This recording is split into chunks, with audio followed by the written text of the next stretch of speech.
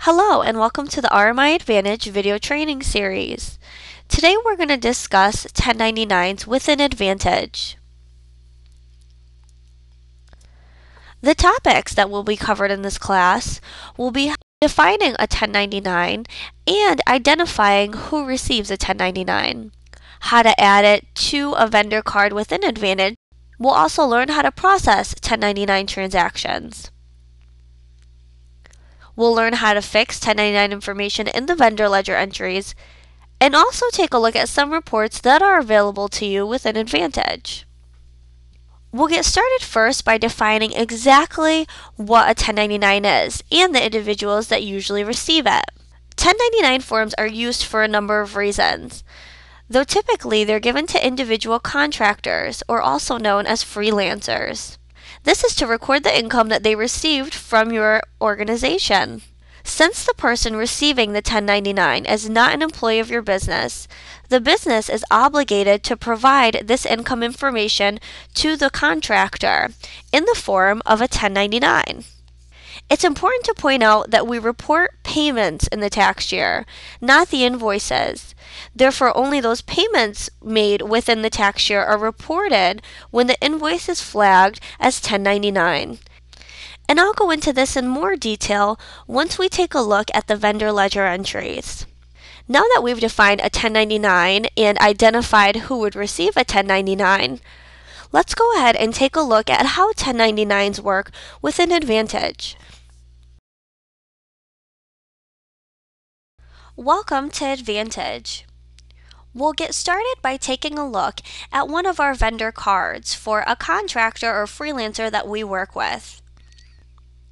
From my navigation pane, I'll come up and select Vendors. And I'm going to take a look at Jamie Johnson. Now here we have Jamie Johnson's vendor card. Jamie is an individual that does installation work for our organization, and he is 1099 liable. On our General Fast tab, we have Jamie's general information. When we move down to our Payments Fast tab, we'll see this area called 1099 code, and you'll see that we do have Jamie tagged as 1099 liable. When I drill into this area, a list of the codes shows up for me, and I could simply select a code from this list. I'm going to take a look at our advanced view because I'd like to point out a few things about our 1099 codes. As you can see from here, Jamie is flagged as miscellaneous 07, which means that they are a non-employee compensation, or they receive non-employee compensation.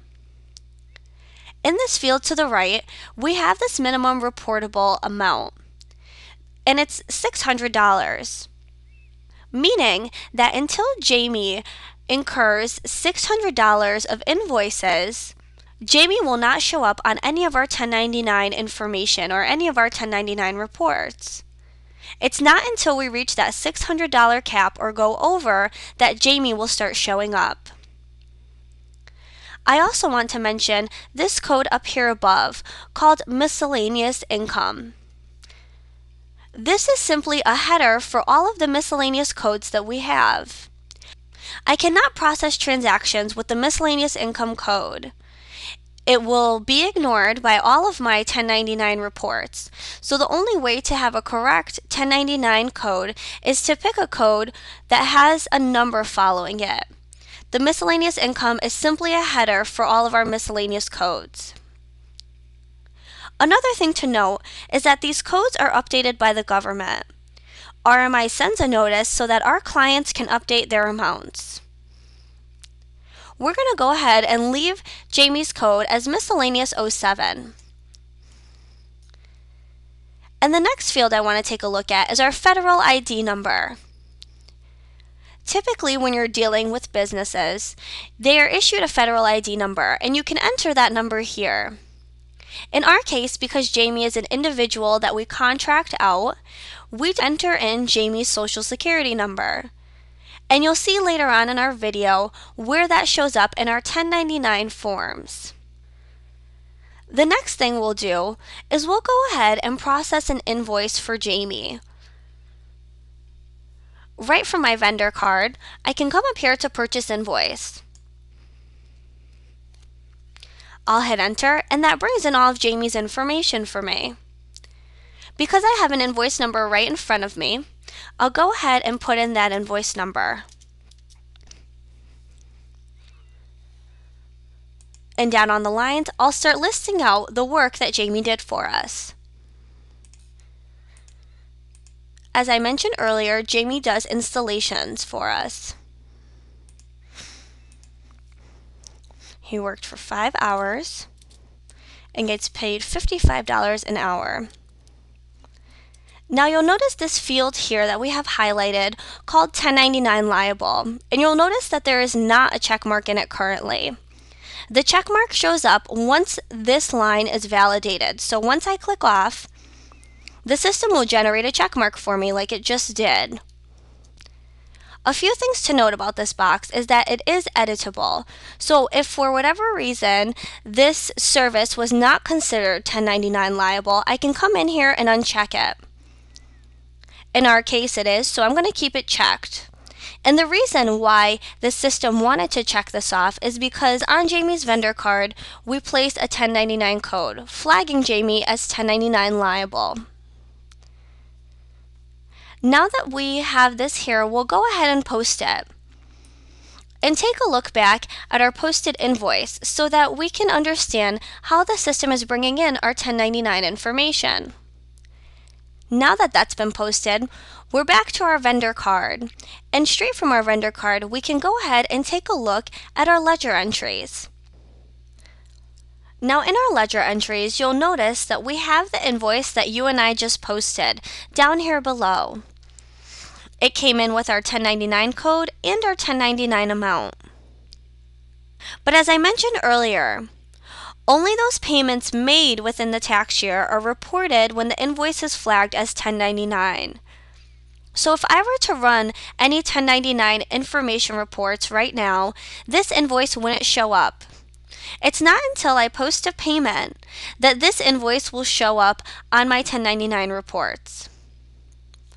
Another thing to note in this window are these transactions up here above. We have a couple of invoices and payments that do not have a 1099 code specified. Typically, the rule of thumb with any posted transaction is that they are historical data and they cannot be changed after the fact. The exception to this rule is the 1099 code. The 1099 code can be added to these transactions here from the ledger entries. I can click in this field and select a 1099 code. Another thing to note is this invoice and payment down below that I have highlighted. I do have a 1099 code for my invoice, but if I were to run any reports right now, Jamie would not show up on any of my 1099 reports. And that's because as of right now, Jamie only has $330. If you remember from earlier, because we used the miscellaneous 07 1099 code, the minimum reportable amount was $600. And because I haven't achieved $600 yet, Jamie would not show up in any of the 1099 information. Once we add our 1099 codes to these areas up above, then Jamie will show up. And we'll go ahead and add those codes right now. I'll click in here. I can just start typing in miscellaneous, and that'll bring me to the miscellaneous area. And I'll select miscellaneous 07. I'll type in my amount and do the same thing for the other invoice.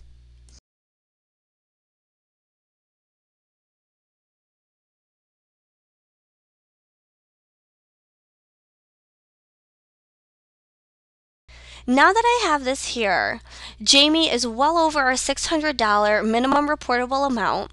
So when I run my 1099 information report, Jamie will show up.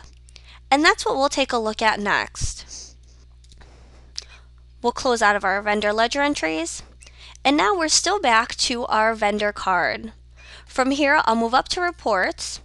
And the first report we'll run is our vendor 1099 information. Now, if I clear this filter for the vendor, it'll show me the 1099 information for everyone, but we're just going to focus on Jamie's 1099 information. I also need a date filter.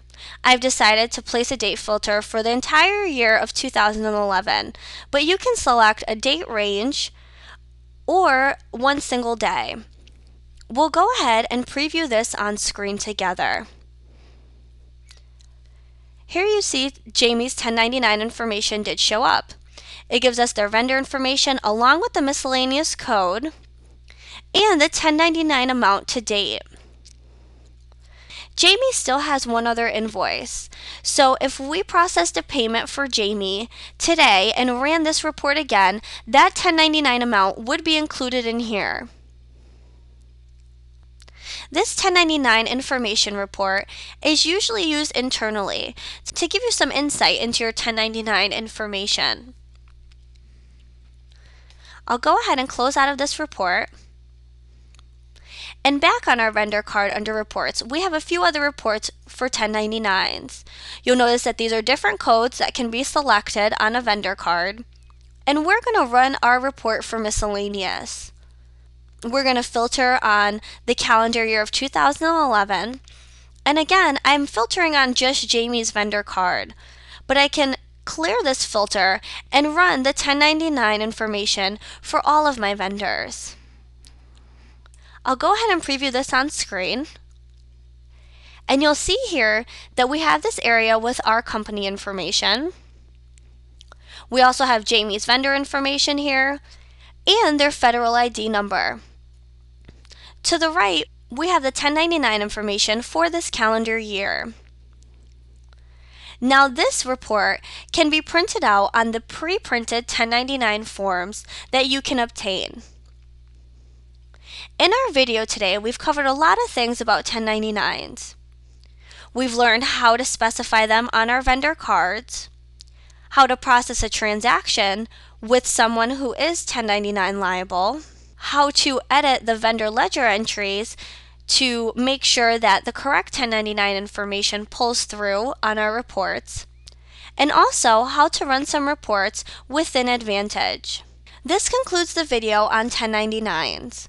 Please be sure to watch all the videos in the RMI Advantage video training series to help make your job easier.